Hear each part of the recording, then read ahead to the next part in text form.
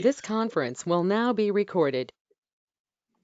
Well, good afternoon, and it's good to be with you here for Wardens, Treasurers, and Clergy call again for our Thursday call.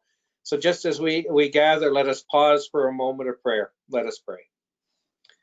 Gracious and loving God, we give you praise and thanksgiving for this beautiful November day. We give you thanks especially for your presence with us in it. We give thanks for these weeks of remembrance as we move from All Saints' Day to All Souls' Day, as we come to Remembrance Sunday and beyond to Remembrance Day this next week. We give you thanks for your message of love and hope that you have stilled in our hearts in our time and in our generation, and that you call to share among your faithful people.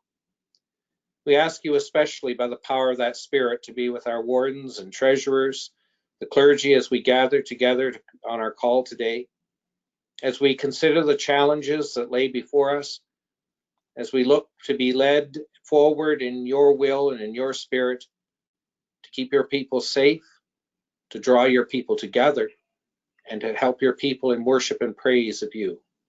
Strengthen us in our call over this time, the decisions that we make, and all that we offer. For we offer it in your name. Amen. Well, very good, everyone. I just want to begin again, as I do every time we get on these calls, by extending my deep thanks and appreciation. There will never be a time when I don't pause for a moment and give thanks for all that you continue to do in the leadership of the people of your parishes, the challenges that you face, especially over these times, and what you're able to accomplish. This past week on All Souls Day, I was able to be on a Zoom call with the lay readers of the diocese, and I think we had something like 35 on that call, and we did an All Souls Day evensong service. And as it is every time we get together in the Diocese of Ontario, I think the organizer waited a good long time at the end because everyone just wanted to talk to one another. They just wanted to spend some time together, and we had some fun conversations across the board, and then eventually said, okay, I guess it's time to end the meeting, and we did.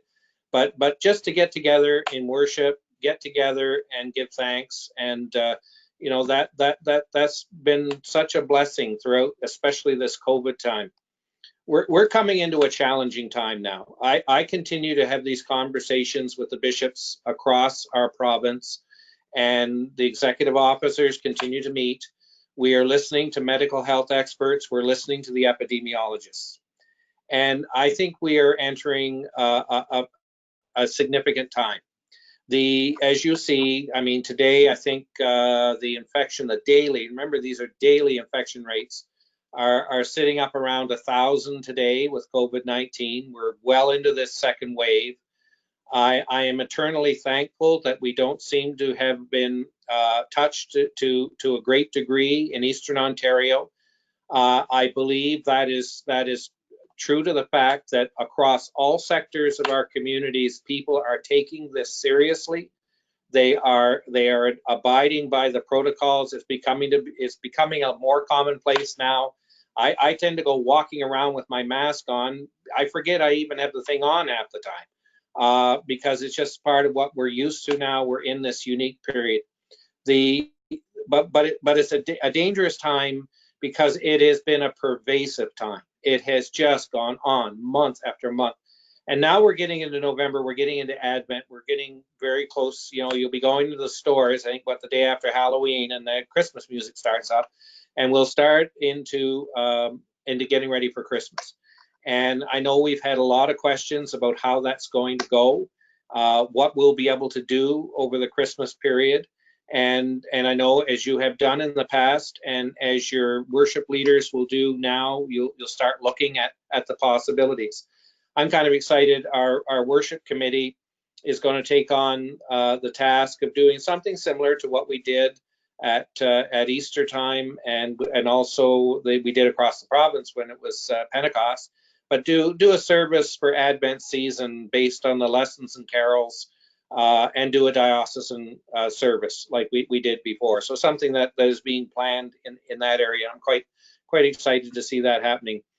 But one of the things that the epidemiologists have written, and I've got a number of letters now that have been shared by our Archbishop with us in taking consultation, is the concern being raised that we need to really stay the course on the protocols that we have put in place. And they can't stress that enough.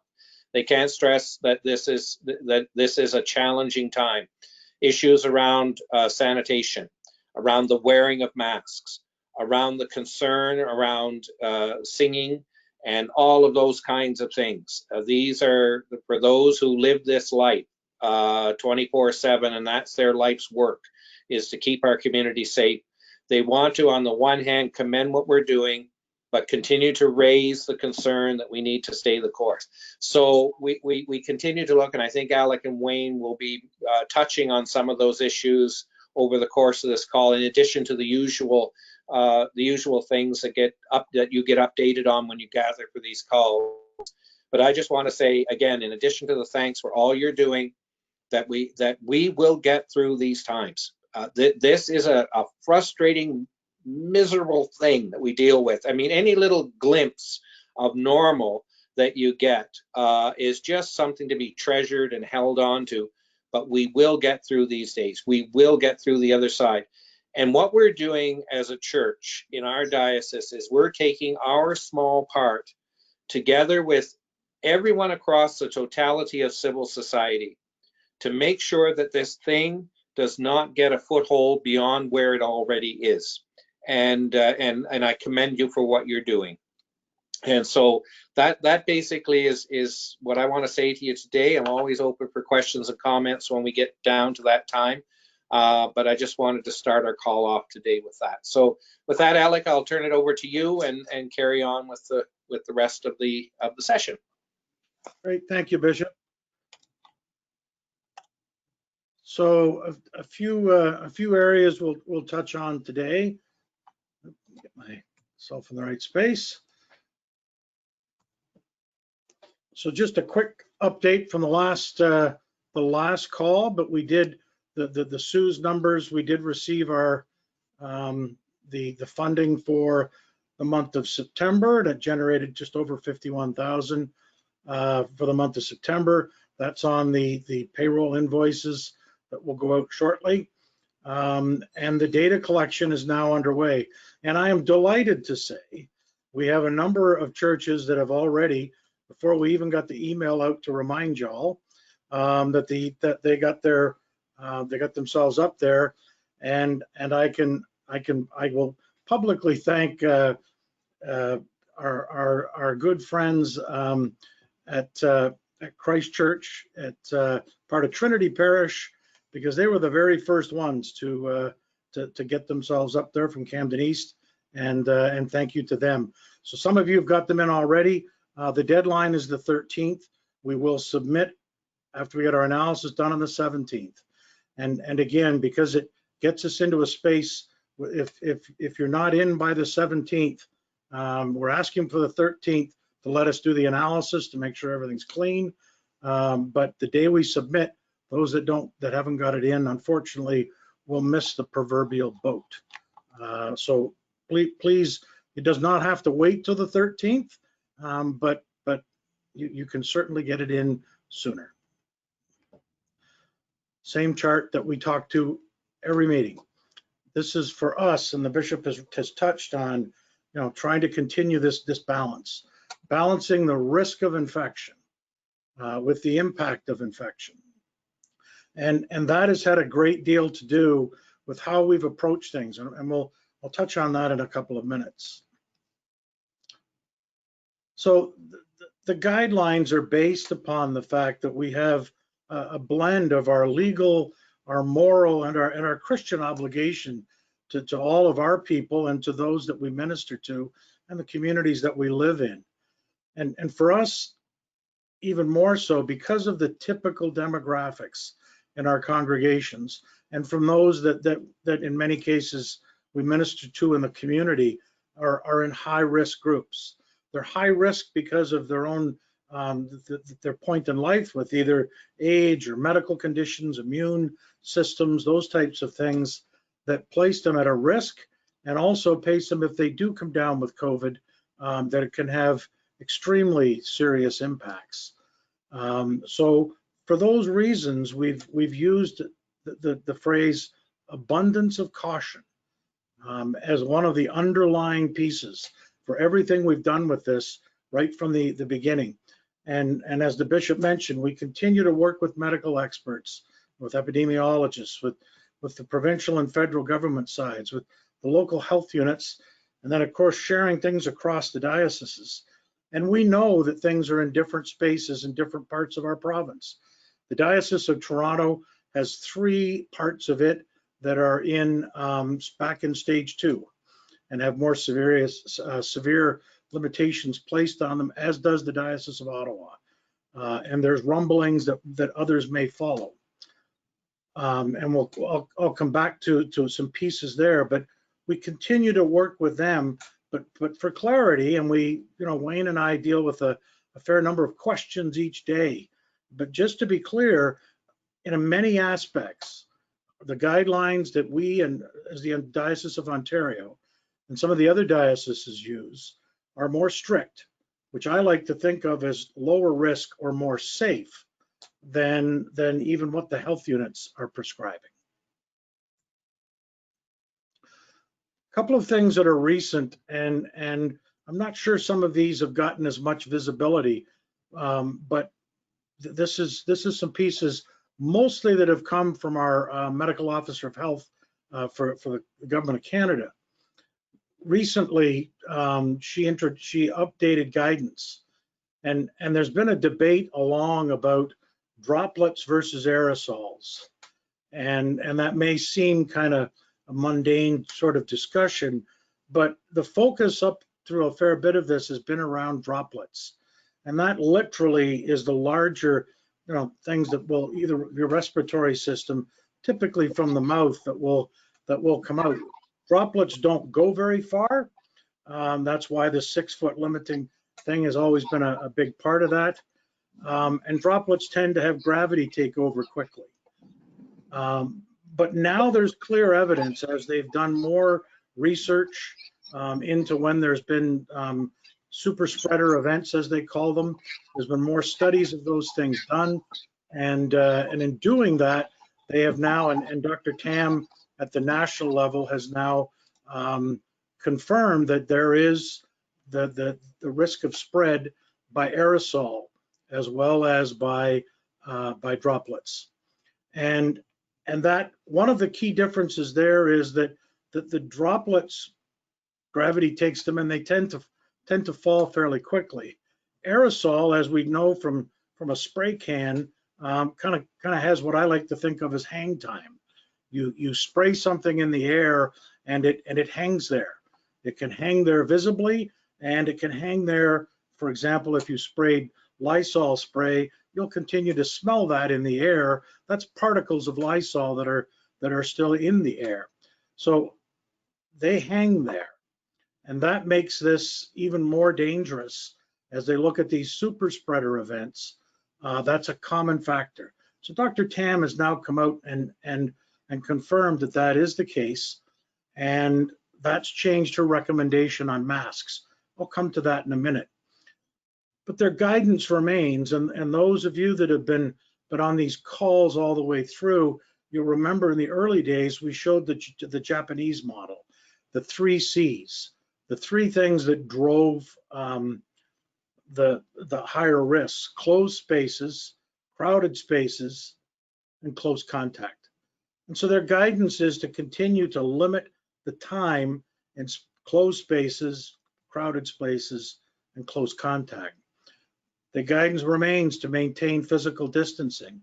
The guidance remains to practice good hand sanitization and to continue with masks. And in fact, where'd we go here? Doesn't want to go ahead. It's off over here.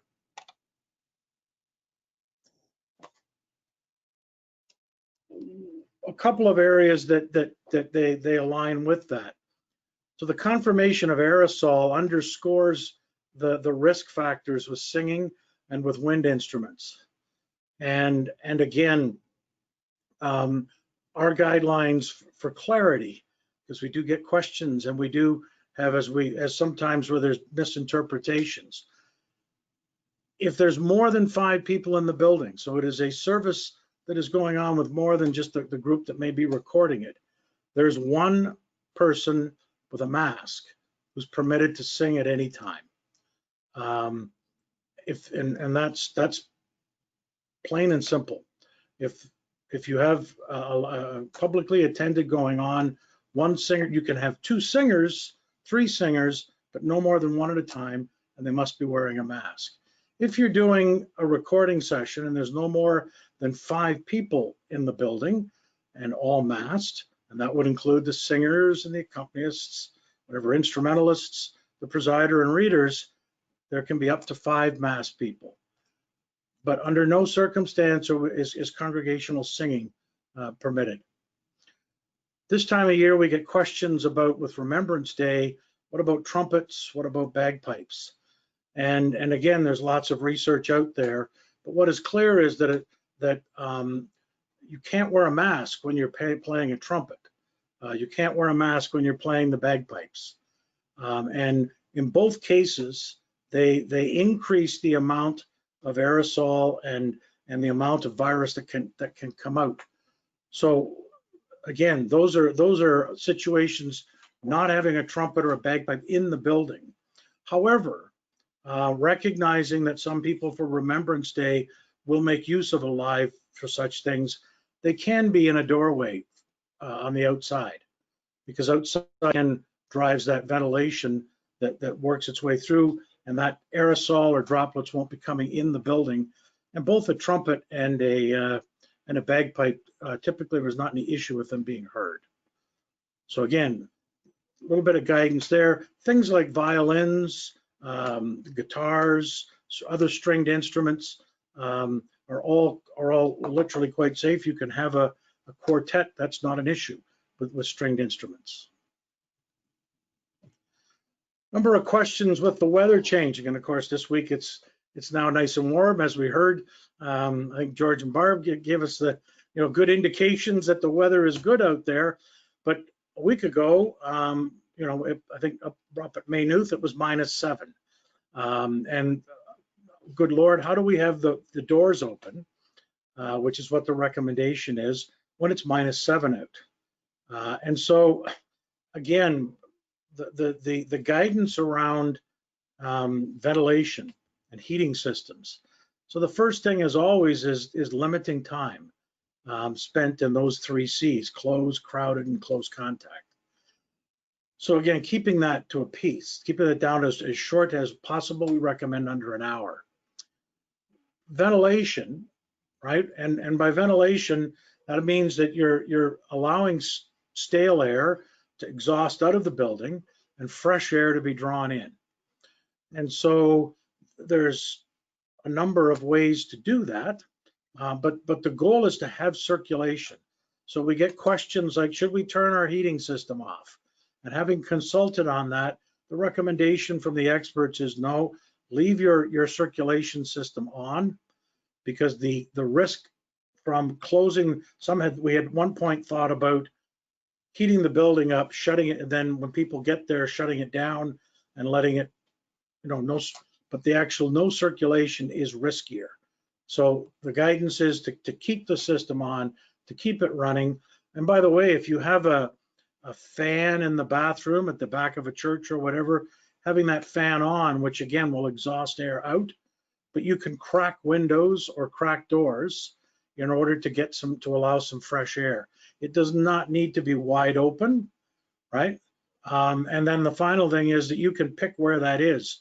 I spoke to one church where they said, our front doors are on the north and the wind whips through there. So then fine, open the vestry door a crack and let that go. Open side windows, but allow there to be circulation. It does not have to be wide open on -25 days. It needs to just be able to provide that through, whether it's a door or a window. And then finally is making sure you maintain your HVAC systems. There was a sad case in the province of Quebec in a long-term care home where there was a a large number of people infected because of a faulty HVAC system. And so keep your fans maintained, keep your filters replaced and clean, and just practice there. Had questions about fundraising, and of course, as the year goes, we start normally having things like bazaars and those kinds of Christmas events. And the guidelines apply across the piece. And it's difficult to run what most bazaars would normally look like. The capacity limitation in the hall, the distancing requirements, the requirements to manage those things, limited time in the space. And that's not only for those that would be coming in as shoppers, but those that would be there and staffing those events, the requirements for masks. So basically, it's difficult to see how a normal bazaar can be done indoors. There is the flexibility to be able to do so outdoors. And obviously, the weather is a variable there, but outdoors ventilation, and you still want the social distancing and masks, but ventilation makes it much lower risk. We also have received a list of resources and ideas for online stewardship things and things that can happen this time of year. We've also got for those that might still be considering a Christmas pageant, we have a resource identified for a online virtual Christmas pageant. So those things will be posted on the hub, and you'll be able to pick them up from there. I may actually have gone past one. Nope, I didn't. Where'd it go? I guess. So things that are things that's coming through. The province extended the regulations and the legislation that declares this state. Again, they've extended that out to November 21st. What I've been told from a reliable source is that very soon, potentially as soon as the 7th, the province will announce a new structure. And I think you've heard Doug Ford making the sort of early noises about, opening for business but balancing risk. The belief is that that's going to be a new, today we're in stage 1, 2, 3, that the province is going to go to a color-coded system that will reflect some of the diversity that we've seen in the challenges. So from that base, we're expecting in the coming weeks that there will be changes in the government regulation. As the bishop mentioned, the House of Bishops and the executive officers, we continue to work and review, considering both the changes as things happen, but also the changing needs, the issues that come up.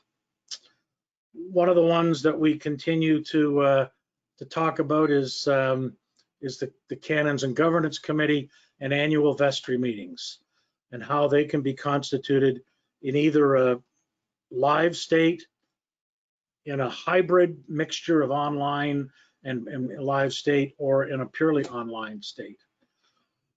And based upon a couple of things, we plan on updating the guidelines, and we'll post those and let you know they've gone up next week. So we have, as we've worked our way through, churches live into the guidelines. And as that, we come across things where there's, sometimes questions around clarity. Sometimes there's concerns around, this is a problem for us. So this is an issue, or there's individuals that are struggling with certain aspects of the guidelines. And then finally, there's some cases we've seen where we're not in compliance with our own sets of guidelines. Each set of wardens and clergy, each of you has reviewed the guidelines, and in signing the application, you confirmed that was understood, and there's a commitment to follow to those. And that commitment and application then led to the bishop authorizing each church to reopen. And so as we work our way through and as things become evident, whether it's whatever the root cause, we deal with each as they come up. And we deal with each in a as diocesan family, but recognizing that we have specific pieces that, and I just heard today on a workshop that I was on online with the legal community around our requirement for taking care of people and not being negligent, not following either the provincial guidelines or the ones that we have set. And so it's important that both for the safety and health of our people and to protect ourselves from legal suits and the other damages that may come, continuing to work through on following and living into these guidelines, and we'll continue as we go to update them as they happen. The one piece, and I think I must have missed it in my jumbling of charts, but I'm going to go back for a quick moment to this one with the new guidance from the Chief Medical Officer for Canada. She is now, because of the aerosol information and now that route that they've identified, confirmed, they're now recommending 3-layer masks. And so for the masks, we don't wear masks for ourselves unless you're wearing an N95, which is a medical mask. The mask doesn't protect yourself from infection. It protects everyone else. You wear the mask to protect those that are around you. We are all stewards of each other. What the National Medical Officer is now recommending is a 3-layer mask. And 2 of those layers can be a woven cotton or a woven linen because they absorb. And then what they're recommending is that the middle layer is a non-woven that's like a poly or something like that acts as a filter. So the outside 2 layers would absorb, the middle layer would then filter. So what you're going to see, I think, is another wave of masks become available on the market. But one of the things that the Medical Officer of Health has posted on the national site, and we'll put you the link on our hub, is how to make homemade 3-layer masks. And again, what this is intended to do is to kind of up the game to be able to protect the others around. And so lots of things that are still forming there, not all the answers, but if you listen to Dr. Tam, that was very clear guidance from her. So just a couple of other pieces. The tech grants, we've got a couple of applications that we'll be reviewing the end of the week. So that'll up us a little more here. That program continues to be available. A few other just quick updates. Number one, green sheets. So green sheets, of course, are the financial for 2 years that then create the CMM. So right now, the green sheets cover your 2019 income and expense. And those will form the basis for what your 2021 CMM looks like. So there's a large number of churches that have those green sheets in or have worked with Candace to get the information for her to help you with them.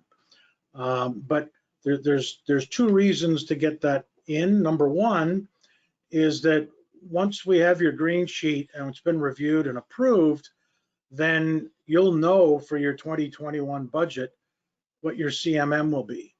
So when you budget for 2021, you can put an accurate amount in there. The second reason is you're canonically obligated to do so.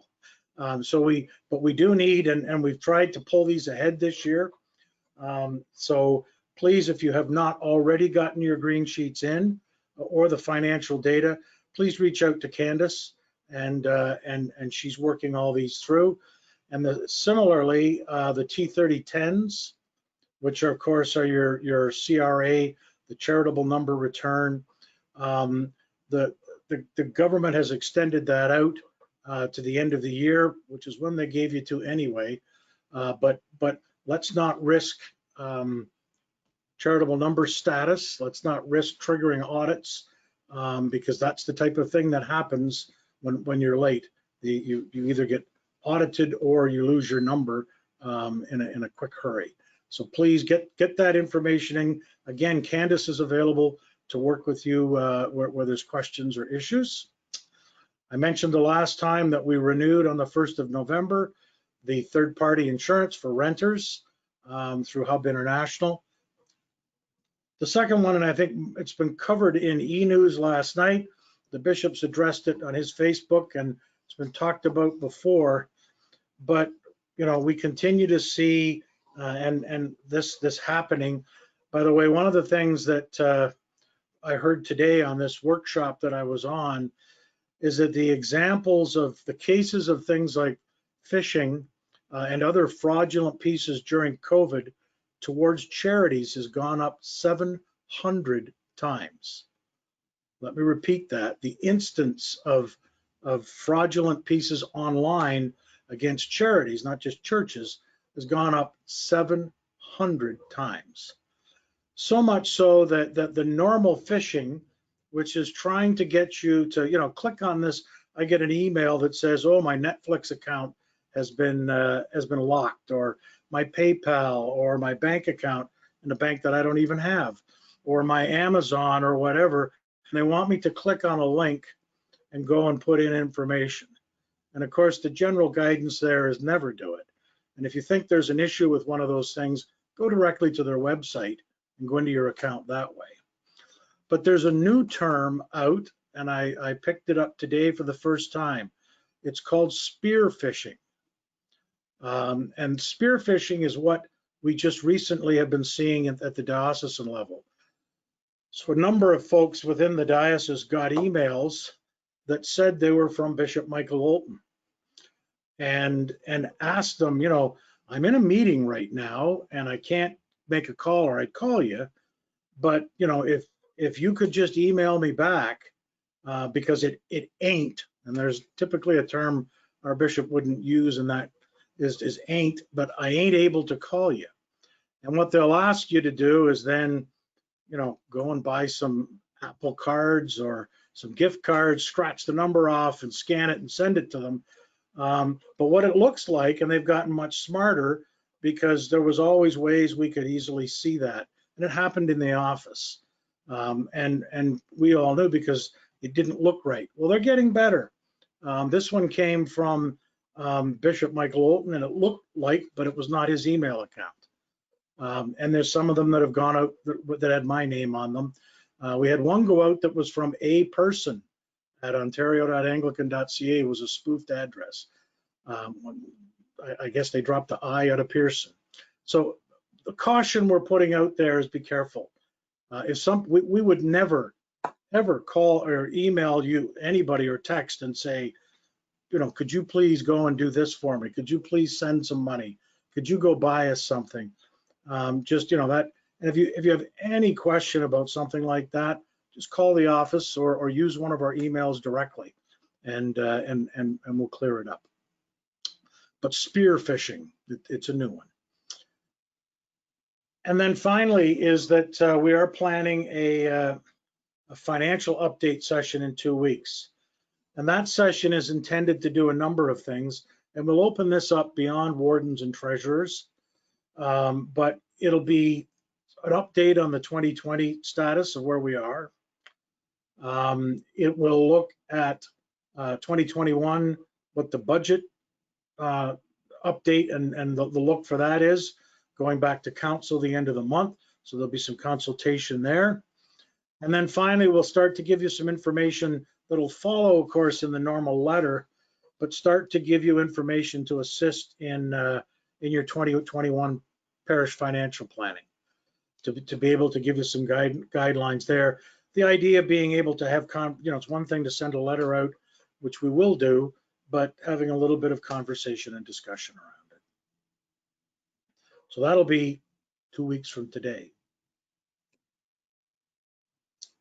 And so the final piece is just, again, as we go forward, to maintain our focus and our vigilance around safety. And we continue, again, to encourage you to regularly within your church evaluate, talk about it, evaluate, adapt, and improve as you go. To remain flexible, because we know, and what we hear, things are changing, and sometimes for the better, sometimes not so much. Continue to look for reliable and authoritative sources, and we'll continue to try and provide that. To keep and enhance your platforms for live streaming and for worship service that you may either be live or recorded. And then finally, continuing to focus on stewardship, and again, stewardship being the 3 T's, not just the treasure, but also working with folks to continue their stewardship through giving of their time and their talents, just like all of you are today, and all of you do each day as you work through with your churches, and keeping the lives of our churches together with our time and talent, as well as our treasure. And as I mentioned, next call in 2 weeks.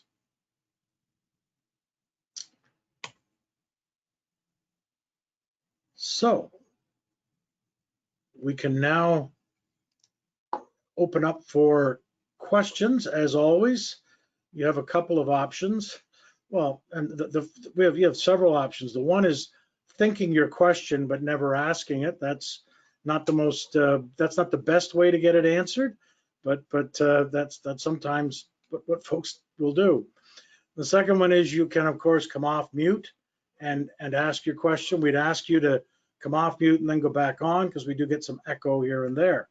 Or finally, through the chat button that's up on your screen, you can go in and ask the question in chat.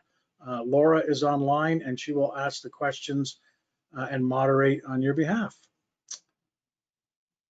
So the Bishop and Wayne and I are available now. Let's open up for questions. I have a question. It's Valerie calling here.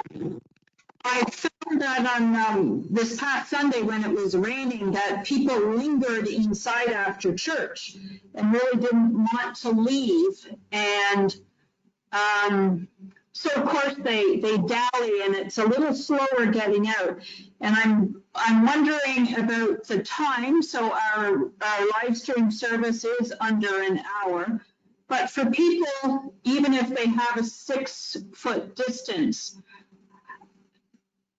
to stay inside and linger and have a little conversation and chit chat instead of going outside, and as the weather gets colder, I know people are going to be less inclined to want to leave right away and go outside and chat. So I'm wondering about how long people can kind of linger, and or should they be encouraged to depart right away? And again, the best practice is not to linger, right? What we know is that closed spaces, and often people will congregate, at the back, and there may be a hallway or an entrance area, or another area with a closet with coat racks, whatever. People don't, and so the best practice is not to congregate, pardon the pun, not to linger, to move out. I know some churches basically look to dismiss people, some of the smaller ones more so, that people get up and leave, and then the next people after they're out the door, etc. But we need to encourage people not to linger. It's difficult, but again, this is about reducing the risks that coming together bring. Thank you.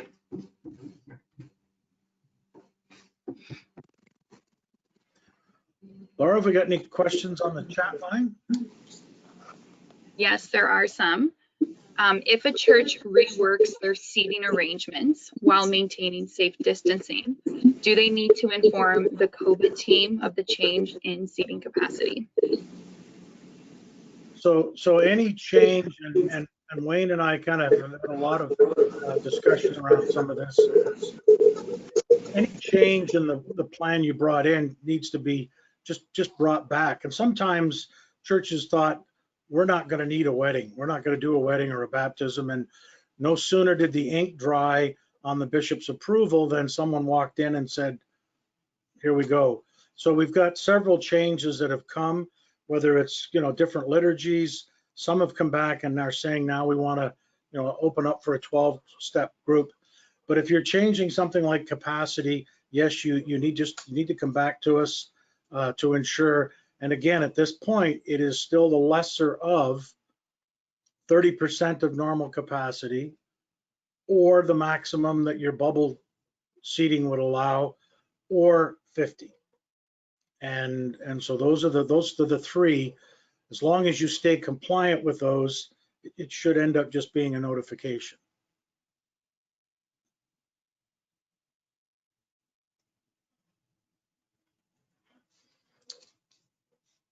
Laura, we have another question.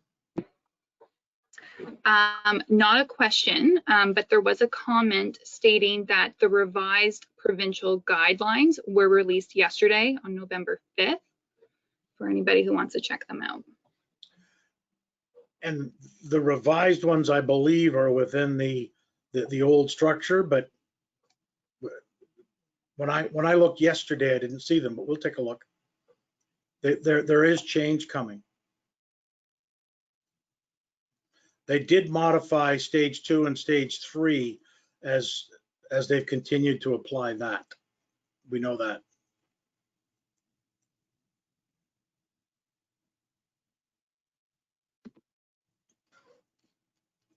Any other Alex, questions? there's a question.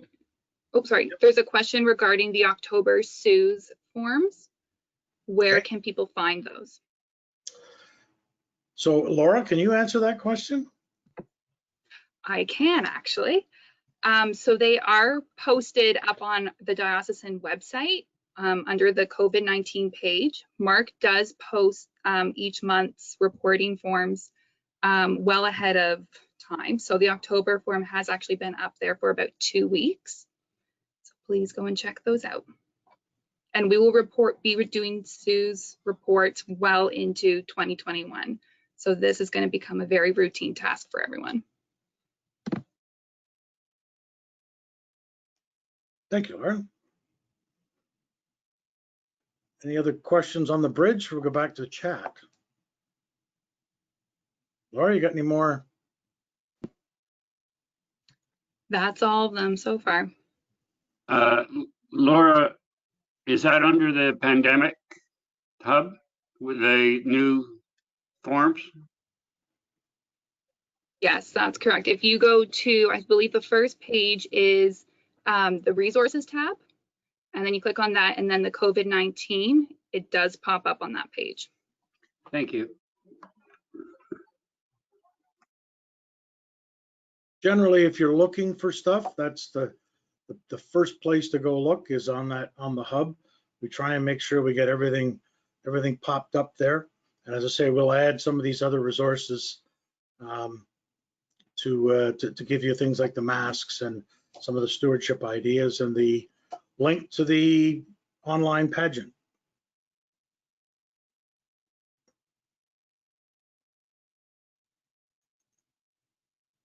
Anybody have anything else they want to share?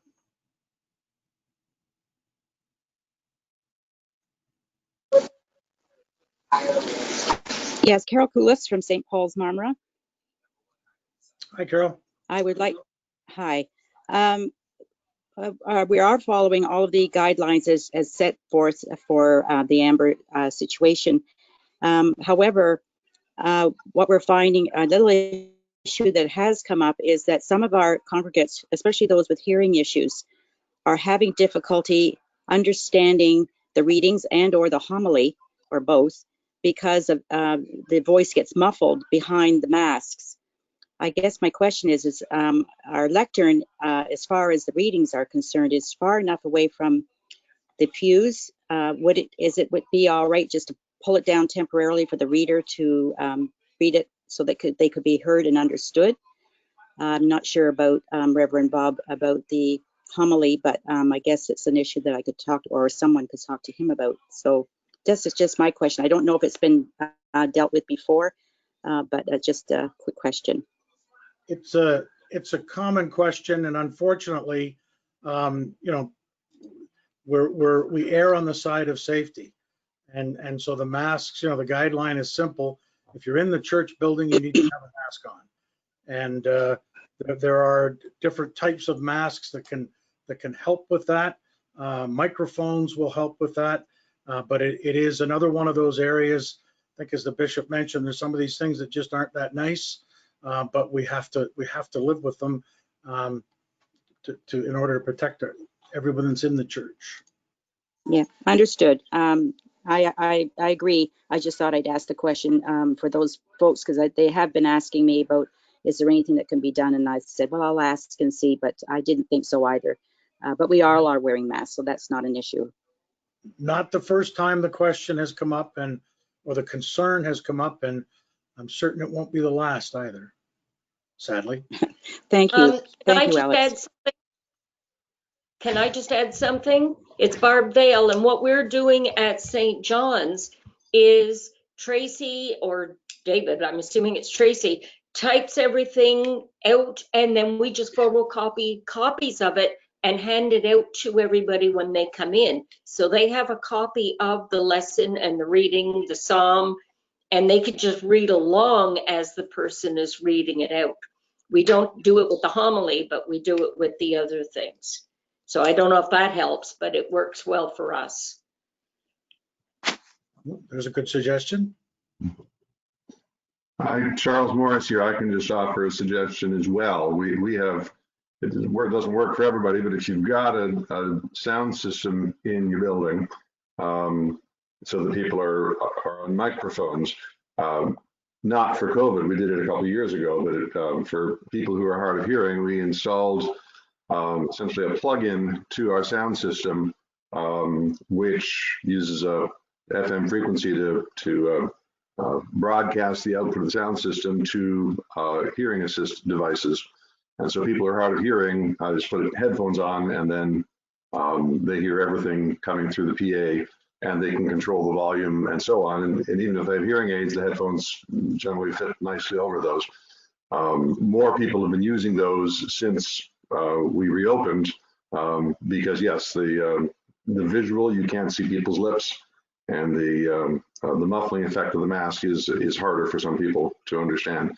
The hearing assist has helped quite a bit. It wasn't terribly expensive. I think it was a $300 or $400 investment, something like that, to put that in place. Thank you. Lots of good suggestions.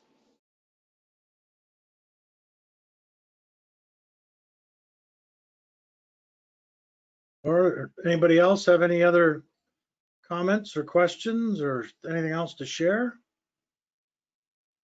Alex, there's a question regarding the church buildings and the furnace thermostats. Should they be placed on auto fan, or should the fan constantly be running? So while the building is occupied, it's recommended to have the fan running on. Like, put it on, just leave it on. Obviously, once people have left the building, you can put it back on auto, and you would typically turn the temperature down. But no, absolutely, it should be on when there's folks in the building. It is okay to have the overhead fans running, and again, generally in the wintertime, pulling upwards.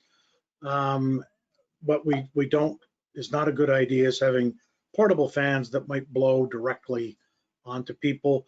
Neither is it recommended to have people sitting right over or standing right over a vent where the system is exhausting out.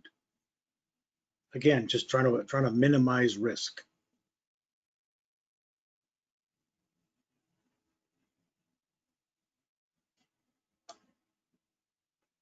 Okay, well, Bishop, I think unless there's any other questions or comments, we'll turn it back to you. Thank you very much, and thanks again, everyone, for your diligence on the call today and the good questions that came in. And again, keep an eye on what comes up on the Pandemic Hub and different things like that. Don't hesitate to call or send an email in if there's any questions as we continue through this. So anyway, take care. And I think maybe we have one more comment I see came in on the Are the 3-ply blue masks still acceptable? I believe so, aren't they, Alec? If they're the 3-ply ones, yes. And as I Yeah. mentioned, this is going to cause some confusion. And again, generically, it's hard to make statements, but she's recommending 3-ply. Many of the disposable ones are already that. But what we'll try and do is get you some information up there that can help you sort out which ones are and which ones aren't, as well as how to make your own. Very good. Okay, thank you, Alec. We'll close with the grace. In the grace of our Lord Jesus Christ, the love of God, the fellowship of the Holy Spirit be with us all evermore. Amen. Take care, everyone. Look forward to being with you in a couple of weeks. Bye-bye. Thanks, folks. Thanks. Goodbye, everybody. George and Bye, Barb George. saying goodbye.